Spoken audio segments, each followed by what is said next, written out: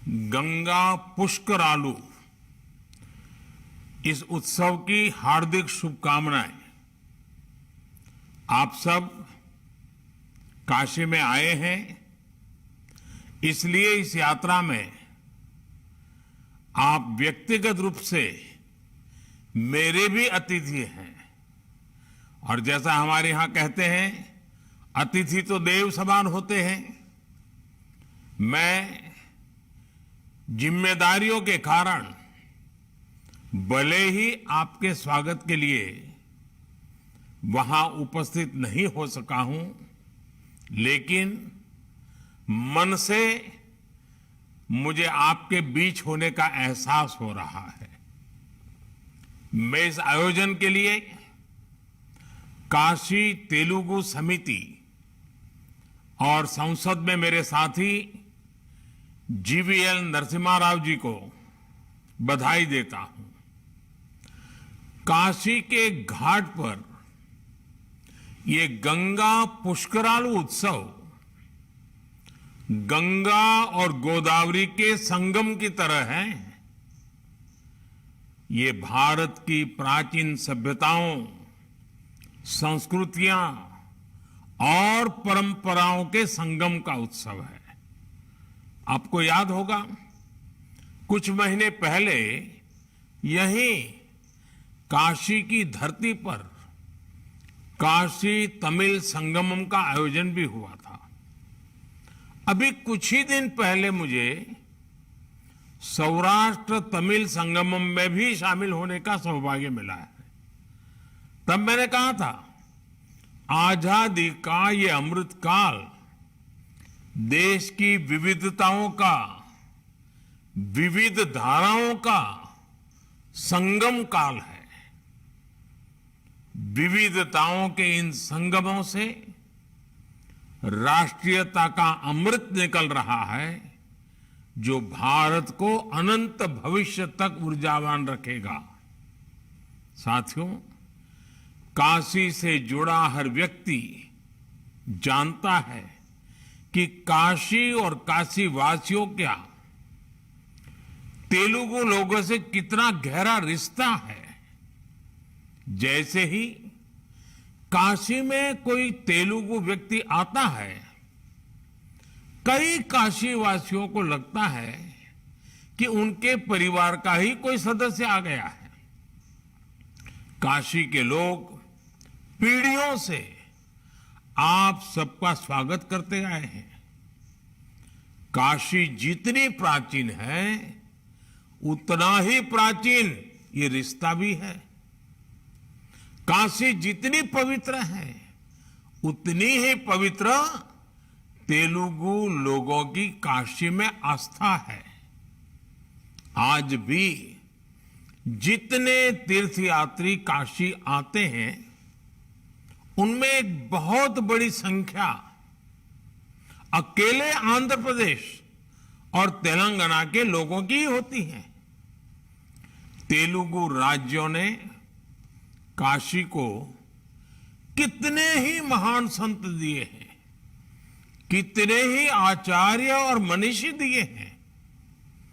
काशी के लोग और तीर्थयात्री जब बाबा विश्वनाथ के दर्शन करने जाते हैं, तो तैलंग स्वामी के आशीर्वाद लेने उनके आश्रम भी जाते हैं।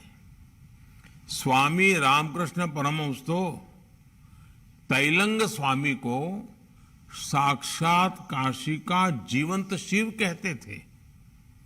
आप भी जानते हैं कि तैलंग स्वामी का जन्म विजयनगरम में हुआ था। जिद्दू कृष्णमूर्ति जैसी ऐसी कितनी महान आत्माएं हुई हैं, जिन्हें आज भी काशी में याद किया जाता है। भाइयों बहनों, जैसे काशी ने तेलुगु लोगों को अपनाया, आत्मसात किया, वैसे ही तेलुगु लोगों ने भी काशी को अपनी आत्मा से जोड़कर रखा है। यहां तक कि पवित्र तीर्थ वेमुलावाड़ा को भी दक्षिण काशी कहकर बुलाया जाता है। आंध्र और तेलंगाना के मंदिरों में जो काला सूत्र हाथ में बांधा जाता है उसे आज भी काशीदारम कहते हैं। इसी तरह श्रीनाथ महाकवि का काशी खंडमु ग्रंथ हो,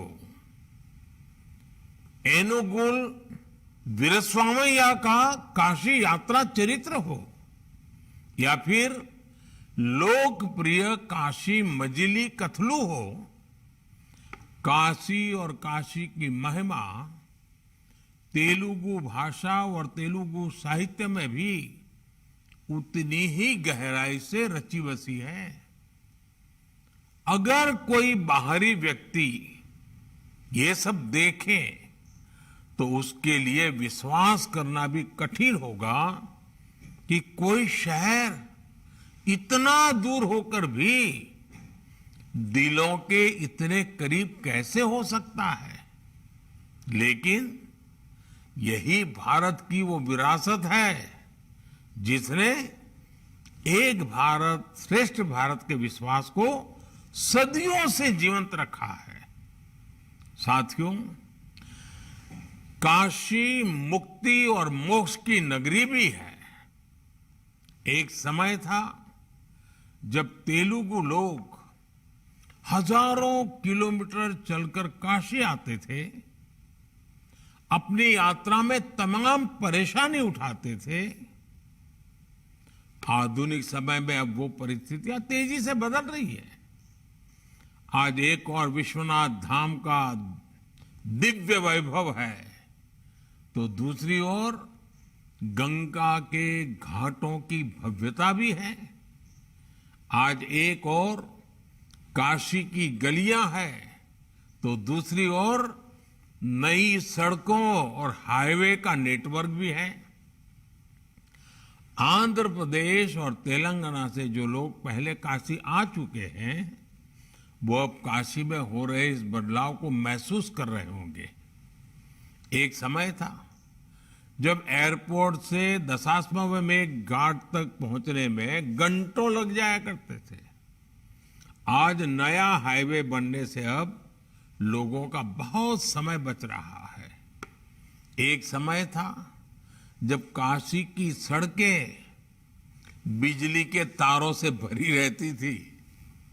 अब काशी में ज्यादातर जगहों पर बिजली के तार भी अंडरग्राउंड हो चुके हैं। आज काशी के अनेकों कुंड हो, मंदिरों तक आने जाने का रास्ता हो, काशी के सांस्कृतिक स्थल हो, सभी का कायाकल्प हो रहा है। अब तो गंगा जी में सीएनजी वाली नावें भी चलने लगी हैं और वो दिन भी दूर नहीं जब बनारस आने जाने वालों को रोपवे की सुविधा भी मिल जाएगी। चाहे स्वच्छता का अभियान हो, काशी के घाटों की साफ सफाई हो, बनारस के लोगों ने, वहां के युवाओं ने इसे जन आंदोलन बना दिया है। ये काशी वासियों ने अपने परिश्रम से किया है, बहुत मेहनत से किया है। इसके लिए मैं इस कार्यक्रम के माध्यम से भी काशी वासियों का जितना गुणगान करूं, जितना गौरव करूं, उतना कम है।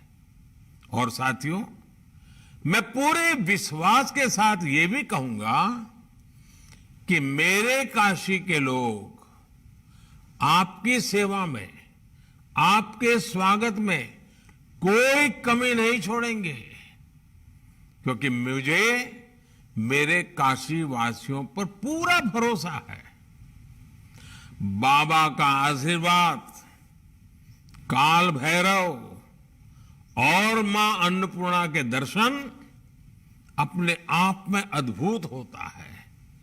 गंगा जी में डुबकी आपकी आत्मा प्रसन्न कर देगी। इन सब के साथ ही आपके लिए इस गर्मी में काशी की लस्सी और ठंडाई भी है, बनारस की चाट, लिट्टी चोखा और बनारसी पान, इनका स्वाद आपकी यात्रा को और भी यादगार बना देंगे। और मैं आपसे एक और आग्रह करूंगा, जैसे एटी कोप्पा का वहां के लकड़ी के खिलौने मशहूर हैं, वैसे ही बनारस भी लकड़ी के खिलौने के लिए प्रसिद्ध है। आंध्र प्रदेश और तेलंगाना से आए हमारे साथी अपने साथ लकड़ी के बनारसी खिलौने, बनारसी साड़ी, बनारसी मिठाई, ऐसी बहुत सारी चीजें ले जा सकते हैं। देखिएगा, ये आपके आनंद को कई गुना और बढ़ा देंगे। साथियों, हमारे पूर्वजों ने भारत की चेतना को अलग अलग केंद्रों में स्थापित किया, जिनसे मिलकर भारत माता का स्वरूप पूरा होता है। काशी में अगर बाबा विश्वनाथ है, तो आंध्र में मल्लिकार्जुन है और तेलंगाना में भगवान राजराजेश्वर है। काशी में अगर विशालाक्षी शक्तिपीठ है, तो आंध्र में मां भ्रमरांबा है, तेलंगाना में राजराजेश्वरी है। ऐसे सारे पवित्र स्थान भारत और भारत की सांस्कृतिक पहचान के महत्वपूर्ण केंद्र हैं।